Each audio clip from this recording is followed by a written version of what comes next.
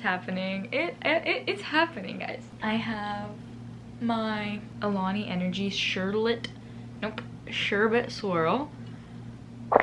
Alani, if you're watching, your cherry one is quite literally the best flavor that you guys have. Anyway, and also please, I had to take out my ring light today, so I hope my glare doesn't annoy or disrupt the video in any way. I just really want to wear glasses today because I just want to relax my eyes. So I read 25 books so far this year, and I am not only proud of myself for going that far, but I'm also really excited for what's to come. And I have made at least 2 or 3 videos recapping what I read that month, and then like I almost fully edited it, but I just never posted it for some reason. I don't know why, or I just felt like it wasn't good enough and I didn't end up posting it. So I figured might as well just do 25 books I've read so far and then end the year with the rest of the books that I've read this year. And I feel like that's almost a little bit easier on me because for now, just with all the ideas I have right now in my life and for videos and the ideas that I have for summer in general, not just book videos but other videos like painting and vlog style things and just lifestyle things, I didn't want to put too much pressure on myself, and I wanted to just kind of like keep it like an open space and just keep it fun for myself because I don't want this to become like taxing for me. I just wanted to stay like just a fun hobby as it is. This year I plan to read 25 books, and then I thought, you know what, so far it's going really well, and what if I just push my shelf? What if I just try to push myself and go for 50? And I did, and now here I am at 25, smack dab in the middle of the year. So I think I have a really good shot at doing this. And yeah, if you have a TBR and if you have a little goal in mind, I can't stress it enough just to go for it, just to do it and just read more and make more time. I also realized another thing that helped me read a lot this year so far was just every spare minute or so I have, or like if I have half an hour that's just like kind of empty for me, because I schedule things so much for myself. I schedule things to the dot. I schedule very meticulously for my life, so whenever I have like a 30-minute gap, you can read in that moment. You know, every time that I've like almost started to doom scroll, I'm like, I could be reading, so I go and read, and it kind of feels more productive and you feel better about yourself. And obviously you don't have to make reading like a chore. I make it as cozy as possible if I am going to. I'll turn on like a comfort movie in the background, comfort show. I'll get on my bed or on my window seat or on my reading chair, and I'll like light a candle, get myself a drink, get comfortable, you know. Also, I have been giving myself 3 minutes, 5 minutes to actually get into the book, because sometimes I feel like we expect to open the book, start reading the page, and bam, I'm like in the story and I'm not gonna get up for an hour. But I have been just letting myself acclimate to the book again. Like I'll sit down and I'll start reading. I actually make myself read slower in the first couple pages, and then like after that I just naturally get to the pace that I naturally read at. That's just like my little unsolicited advice for you, I guess. But without further ado, this is my 25 books I've read this year, and we're starting off strong with We Were Liars, written by E. Lockhart. So I don't have all the physical copies of the books this year because I did audiobook a lot of them, but yes, I do still consider that valid reading time, and I still consider that valid. So this book, I rated it a 1 star because I felt like it was a waste of time and it was really boring and predictable by the end, and that's all I said about it. I'm going to try to give like a really quick synopsis of some of these books. If I do get into a rant, sorry. But anywho, I just didn't really love this book, and it was an interesting way to start off the year. I thought it was gonna be fun, really thrilling, and I read it in 1 day, or I guess I listened to it in 1 day because I think I was just painting. So I was like, you know what, let's just do this. And I had high hopes for it, and it just felt really flat. I felt like the characters didn't have real motives. They didn't have a real reason for the things that they were doing, and that's all I really remember of it. The next book I read was Daughter of the Pirate King. This was written by Trisha Levenseller, and I'm gonna be looking down at my thing because I can't remember all of this by memory. So this book does have a sequel to it. I think it is considered a duology. For some reason, I don't think I thought of that when I was originally reading it in the beginning of the year. So I thought like plot-wise, it felt a little bit quick and it felt a little flat, especially because I love ocean books and I love pirate books. I said, since it's only 1 book, not much could be done plot-wise in a manner that would make sense or felt natural. If it was 2 books, we could have gotten more story depth with certain characters, and plot twists, quote-unquote, could have been cooler. And then it felt a little bit rushed by the end of the book, but it wasn't a waste of time, and I rated it 2 stars. So it was a little bit of a brutal rating, but that's just kind of how I feel. Like, it's not crazy, but it's also not a bad book. It was just pretty neutral of a book. I was looking at the next book at Barnes & Noble, and I was really considering buying it because for some reason, I just love pirate books, love ocean books, Next we have Meet Me at the Lake by Carly Fortune. Now this was the first dipping my toes into the Carly Fortune world. Okay, my back kind of hurts. I changed the angle because my back was hurting at that angle and this feels more comfortable. Anyway, so we got Meet Me at the Lake by Carly Fortune. Now this was the first taste of Carly that I've gotten, and I remember really liking this book, but I still gave it a 3.5 stars because I liked the vibes and I think it was good. The conflict, the old lovers to friends, then back and forth timelines. I also like just the overall feel of the book and the way Carly Fortune describes settings and smells and tastes. That is honestly something that I naturally did start loving about her books. She's becoming really popular right now and I'm really happy about it because I read this in the beginning of the year and I just had a feeling that I would be a Carly Fortune girl. Something that will always make me appreciate an author and actually think about them more often is the way that they describe the setting for me. If I don't feel like I'm there with these people, if I don't feel like I'm actually having a connection with the characters, then I do not like the book. So Carly Fortune does an amazing job with making you feel like you're there and actually painting like the perfect picture that everybody will have like the same idea in their head, you know what I mean? It's not vague at all and I loved it. And then I didn't love the declaration of love and how the guy got away with a ton of stuff because he has quote-unquote issues, but it's a good book still. That did honestly take me back a little bit because I was like, this person literally has toxic traits in them, like issues, but they just kind of covered up by like, no, but it's okay, like he declared his love for me, and it's, you know, yeah. So that's that, but good book.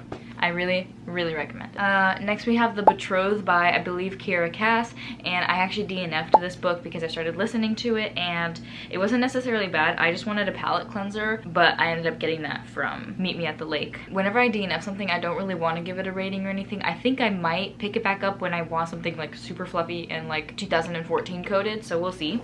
But then I read Iron Flame as a reread, so I knew that Onyx Storm was coming out, and so I wanted to reread this book, and I'm not even gonna rate it again. I think I gave it like a 4.5 last time I read it, and I still would. I loved it so much. Next we've got Onyx Storm. This was my, is this upside down? Wow.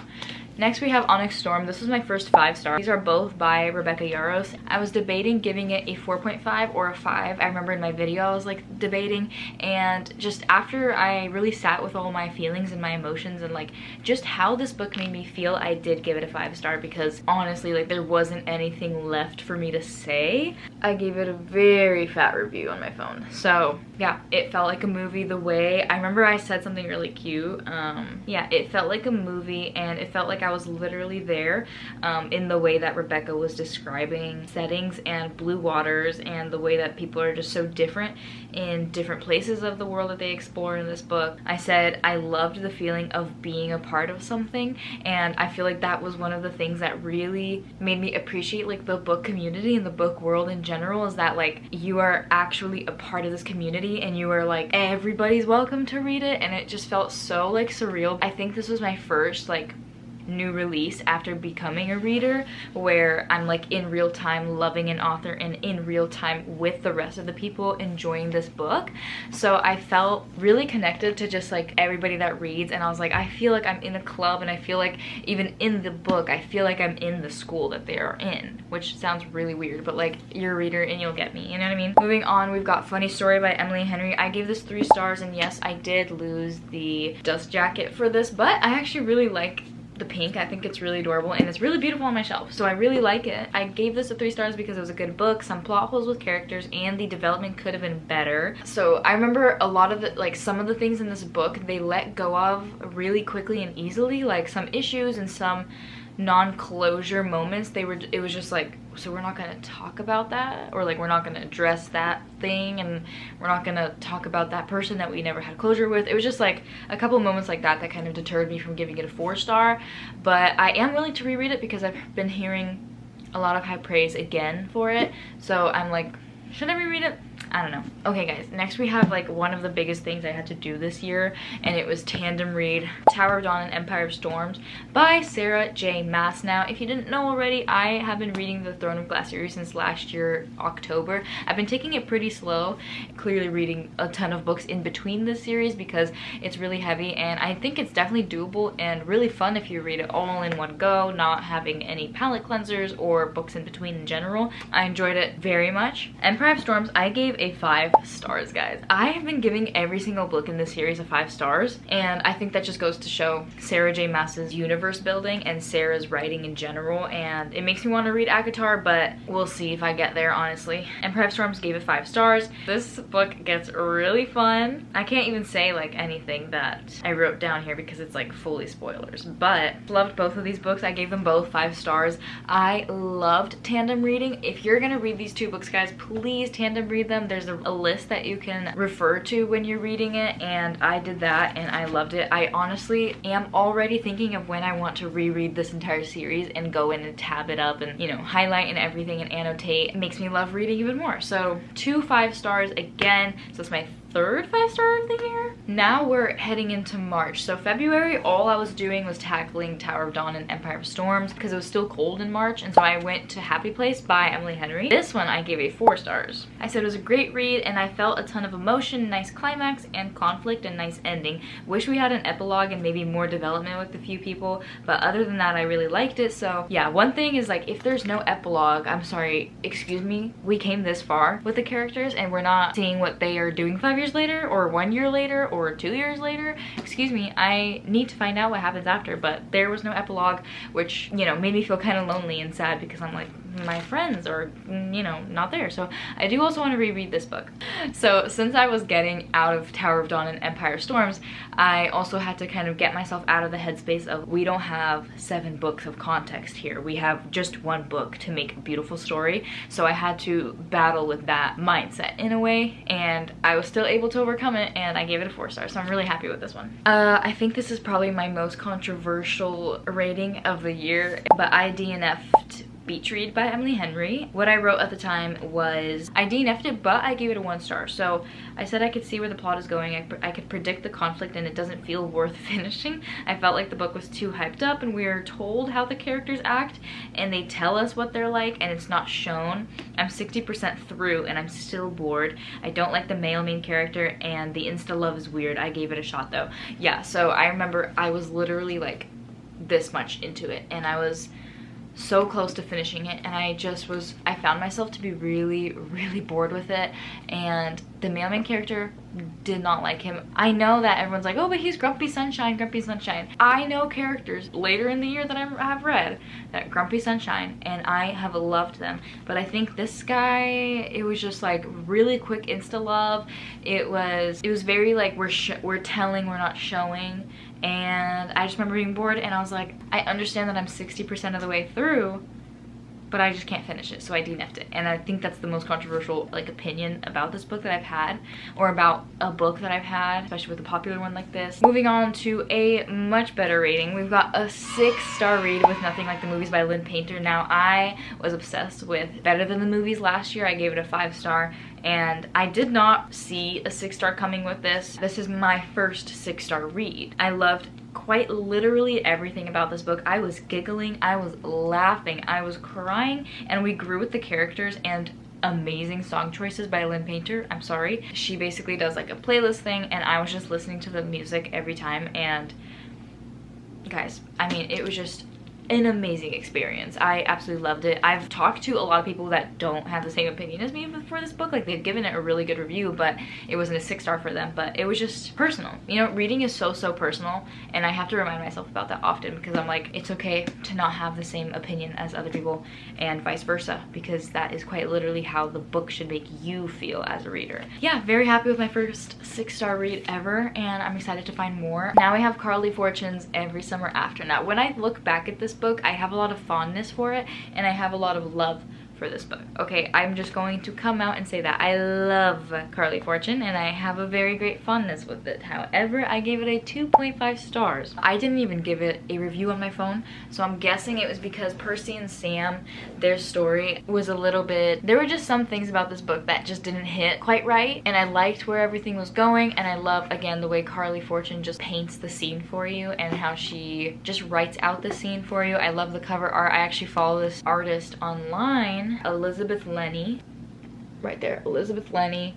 I follow her on Instagram. She makes beautiful art, and so I feel like the art is something that also like gets you into the book a lot.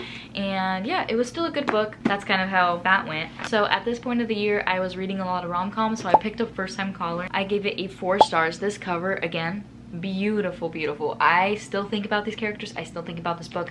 I still think about the feeling this book gave me, and it says Sleepless in Seattle inspired love story, so that made me read it, and I'm so happy with the story. Good book. I giggled, I laughed, I teared up a lot. I love Lucy and her story. Everything she does for her family is breathtaking and admirable. I love the logic, and there wasn't an illogical conflict. Nothing over dramatic or unrealistic for the conflict. The MMC, he was like grumpy sunshine. This was the right type of grumpy sunshine for me. There's like a pessimistic side to him, but then there's like a funny side to him. Then we have a lot of growth with this character, and I just loved this story so much, and I would definitely reread it or recommend it to anybody that is looking for a cozy, almost 90s feeling rom-com. I still think about that book, so if that's not gonna tell you something, then I don't know what will. Next we have Seven Husbands of Evelyn Hugo. I gave this a 4 stars. I said it was just an amazing book.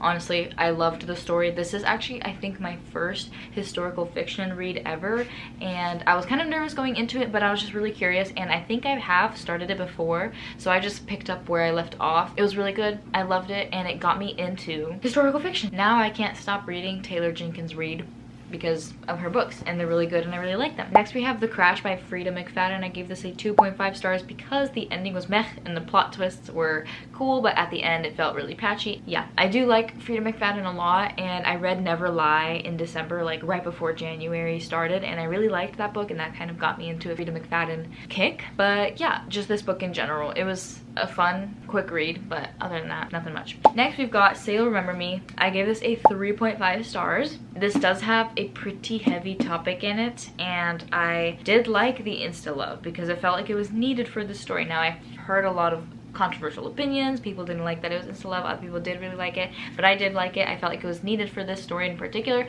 I wish that we got a deeper look into the FMC. We could have gotten a deeper look into the female main character's personality outside of her situation. I also said that a lot of these books have me thinking like these characters still need a lot of therapy because of the way that they're thinking by the end of the book is still not exactly healthy. So that's why I gave it a 3.5. I love Abby Jimenez's writing, and I'm excited for her next book. Another really big new release this year was Great Big Beautiful Life by Emily Henry. Now this one is different from her usual writing. She talked about it, a lot of people talked about it, a lot of people have opinions on it, and I actually gave this a 4.5 stars. It definitely reads like a literary fiction with a subplot of romance, not a rom-com. A lot of people were saying like it doesn't really feel the same as her usual writing, and that's what turned them off, but that's what I actually really liked about it. So I don't know if I'm just more of a literary fiction kind of girl.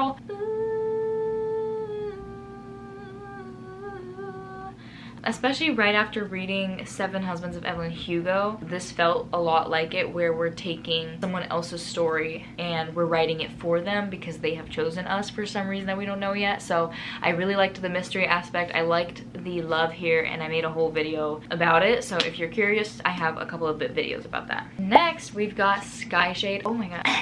I gave this a 3 star, and I said I wouldn't recommend reading the entire series unless you're 15, 16 years old, but even then, like, the spice in this book and just in general would hold me back from recommending it. Also just does feel very young adult. I feel like Alex Astor has a great idea and a great story to tell, but I wish she took more time to write it in a more eloquent way and more rounded characters and more development with Isla. Grimm was really cute in this book, and a scene toward the end of the book that gave me flashbacks of Oro and Isla in book 2 made me miss those books. So yeah, and then I said, but this book kind of fell flat because of the style of writing, and the reveals are very anticlimactic. Like, a lot of the time it's just like, oh, surprise, this is the reveal, and you're just standing there like, okay. So that was my opinion on that. I do have this in my new release video that's already up, so again, if you want to see more in-depth experience, it's already up. Moving on, we've got One Golden Summer by Carly Fortune. Now this one I gave a 5 stars,